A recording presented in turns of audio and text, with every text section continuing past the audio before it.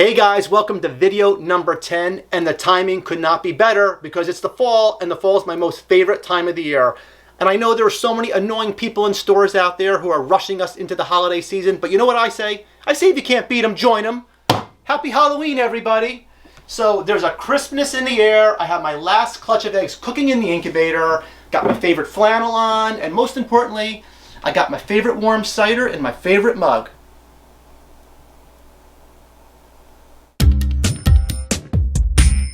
Hey guys, actually before I get into today's video and what today's video is going to be about, I wanted to talk about my future video, which is going to be in about 2 weeks. You guys are always asking me about Green Sanzinia, so I'm really excited that in my breeder spotlight, in my next video, a good friend of mine just had a litter of 11, okay, 11, that's a pretty big litter of Green Sanzinia babies. He's going to be making them available, so in my next video, I'm going to tell you who he is, how to contact him, and I'm going to tell you all about his litter of 11 Green Sanzinia. I also, in the coming weeks, going to be with my good friend Keith McPeak. I'm going to be doing get together at his house, and if you don't know who Keith is, I'm going to introduce you to him. And actually what's really cool about that is Keith is the first person ever in the United States to breed Sanzinia in general, both greens and mandarins. So we're going to meet with Keith, and if you guys are new to my channel, for those who haven't seen it before, we talk a lot about Green Sanzinia. People seem to love them, and they are definitely my top 3 favorite snake. In fact, if I had to mention my 3 must-have favorite snakes, I'm going to say green tree pythons, Amazon basin emeralds, and Green Sanzinia. And you know what? I'd love to know from you guys if you could pick any 3 snakes you wanted. I'm not going to make you pick one. I'm not a psycho, okay? No, nobody could pick one snake. But what would be your top 3 favorite snakes, okay? Boas or pythons? If money was no object and space was no object, so make sure you put that in the comments because I'm interested to see that.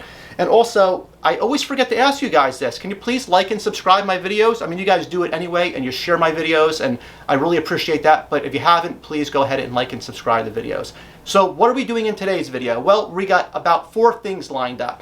The first is we are going to do a breeder spotlight. My friend David Brahms recently had a litter of pure Manaquari chondros. Again, you guys are always asking me for pure Manaquari chondros. I don't have any for you, but David does. So I'm going to show you his parents. I'm going to show you one of his babies. I'm going to give you his contact information. So if you're interested, you can reach out to David, and he has babies available right now. We're going to talk about my recent clutches of chondros that hatched. I'm going to talk about what do you do after your babies hatch? How do you set them up? And then how do you get them feeding? So we're going to talk about those 2 things today. And lastly, breeder spotlight. I got Savu python eggs. It's been a while since I've seen you guys. A lot has happened. So it's a small clutch, but they look perfect. I'm going to show you those, and let's just jump into today's video. Hey guys, in today's breeder spotlight, we're going to talk about Manaquari chondros, specifically Manaquari chondros that were yellow neonates, and that is what David Brahms currently has available. This girl, she's 20 years old. She is a pure Manaquari, and she was a yellow neonate, and you can see she's a beautiful green color, those beautiful blue markings, and I want to give you an idea of what David's babies are going to look like.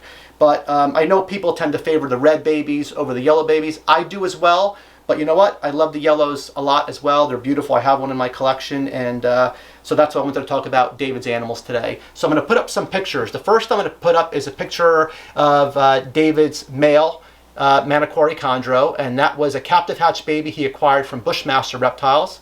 And now I'm going to put up a picture of his female on eggs. And lastly, I'm going to show you one of David's babies that's available. You can see a yellow baby. Today is Saturday. It is September 5th, and when I spoke to David recently, I think he had 3 or 4 babies available. David's asking $1,100 each on those, and I know they're going to go quickly. And just something worth mentioning is that don't ever think that I would refer anybody to you guys that I wouldn't buy animals for myself. David's a great guy. He's a great breeder. If you recognize his name, it's because he also owns Specialty Enclosure Designs, and David makes all the purchase for my enclosure. I'm sure many of you have his purchase out there as well. So I'm going to put a link to David's page on the bottom of this video, Specialty Enclosure Designs.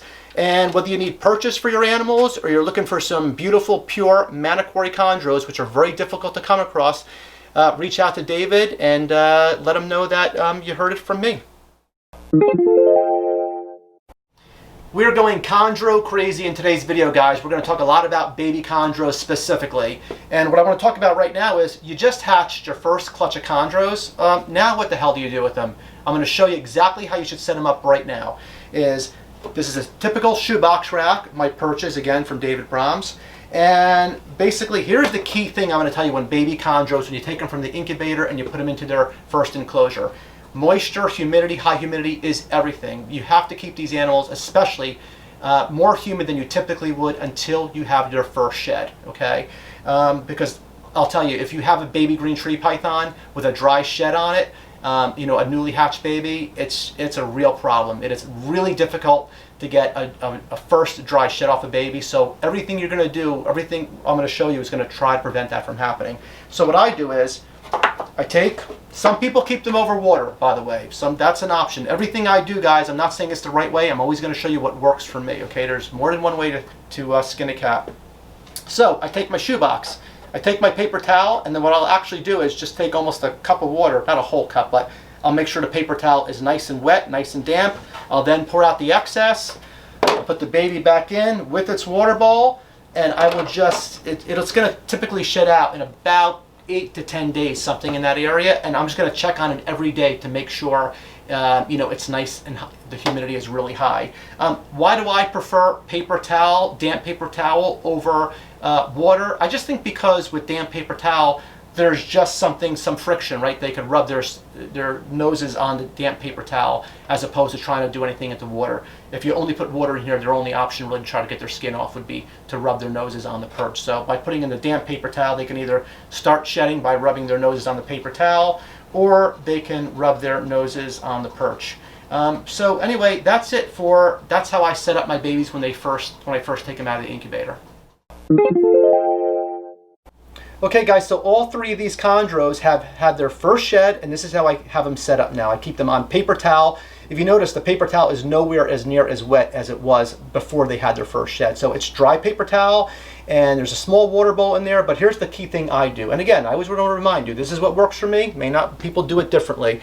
Some people, again, keep their baby chondros over water. That also works perfectly fine. I just choose not to do that. So I keep all my animals on plain paper towel. But what I do is every single morning I mist my babies individually. Okay, I just take my mister and I spray directly onto the animals. Why do I spray directly onto my animals? Baby chondros, unfortunately, are known to prolapse. We don't know specifically why they prolapse. I'm not trying to scare you. I'm not saying it's always going to happen, but unfortunately, it does happen. They seem to prolapse as babies more than other species. Okay, so we think it has something to do with hydration. So in order to aid with hydration, that's why I mist my animals directly every single morning. Okay. And now that they had their first sheds and I have them set up like this, the next thing we're going to do is we're going to start feeding trials. The trend seems to be now, I know a lot of people are actually trying to feed their babies before they have their first shed. That's fine, guys. You could go ahead and do that. I personally don't do that. I wait till they have their first shed. But again, there's no right or wrong here, guys. It's what works for you. So as far as getting them to feed, I think you can't be intimidated, okay? But you have to remember one thing when you're getting baby chondros feeding. It is about technique. It is all about technique, and if you can, I'm going to show you guys how to do it now, but yeah, try to watch somebody who knows how to feed baby chondros and just watch how they do it, because it is very few times it's actually about what's being offered, the food item, and it's far more about the technique. The other thing I wanted to mention now too is that when chondros do not eat, in the chondro community there are 3 types of chondros that are not going to feed for you. One of them we call runners. What does that mean? It means that when you go to feed the animal, it just hops off the perch and takes off. The second kind is called a dropper. What does that mean? Well, that's an animal that it will grab the rodent every single time, it'll wrap it, and then it'll drop it.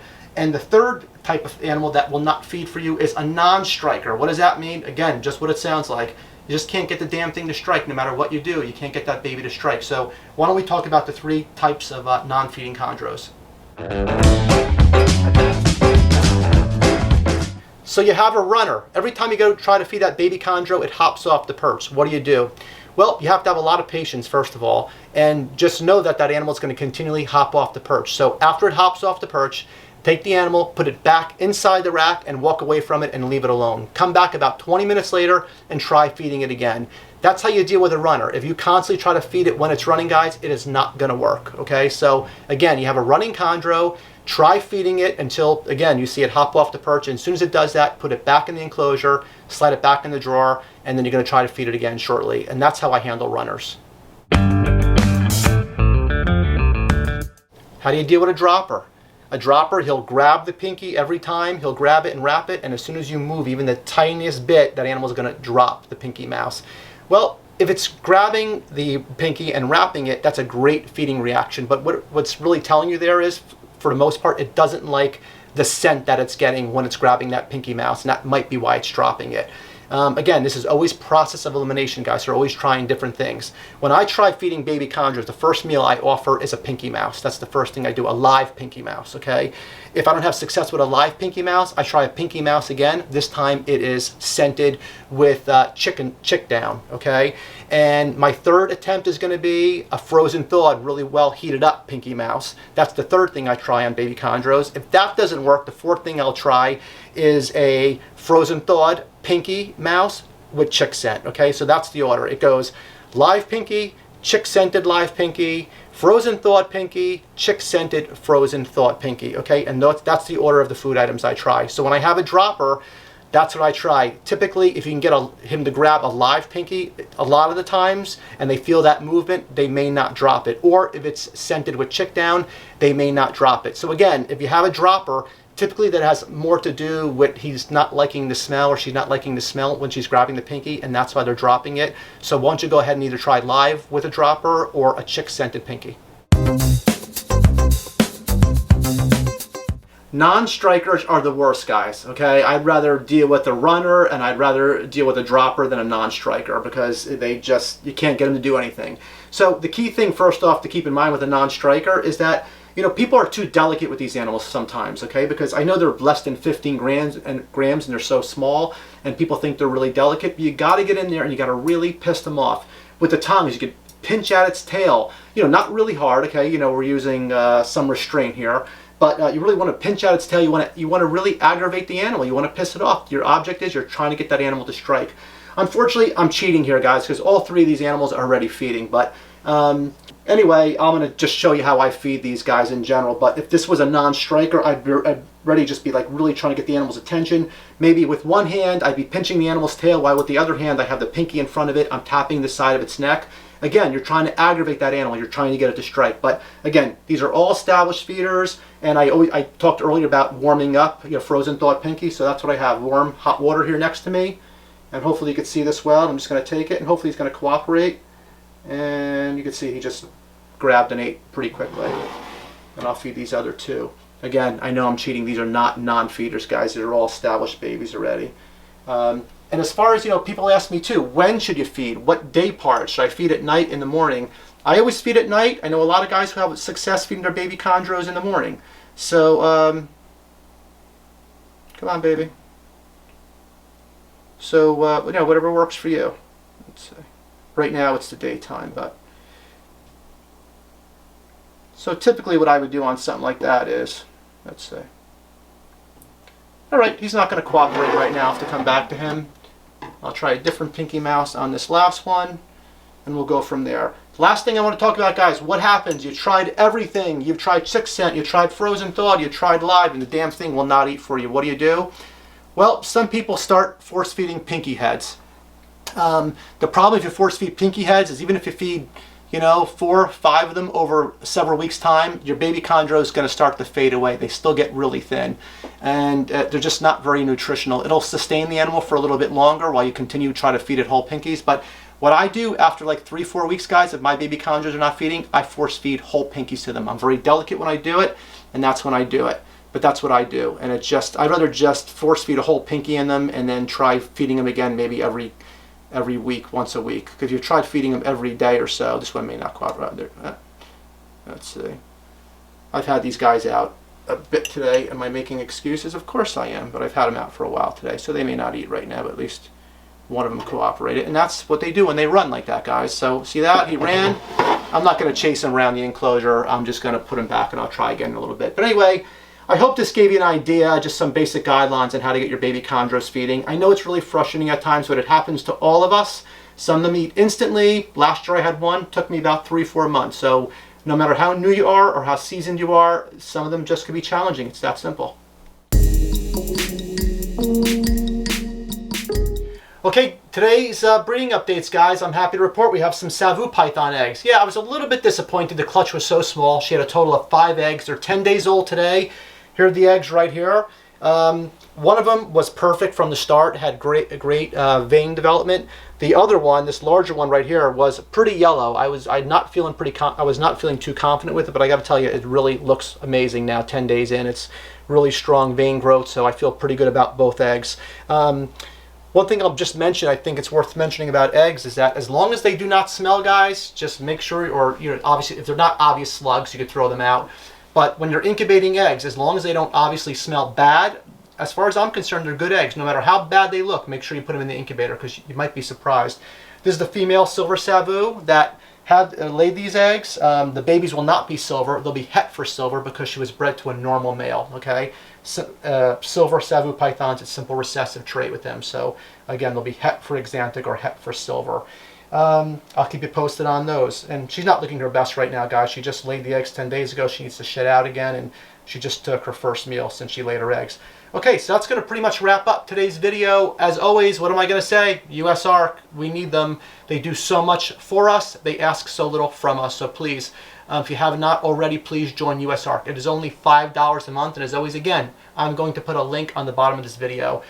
I'm going to see everybody in 2 weeks with a lot more updates, and everybody have a great couple of weeks.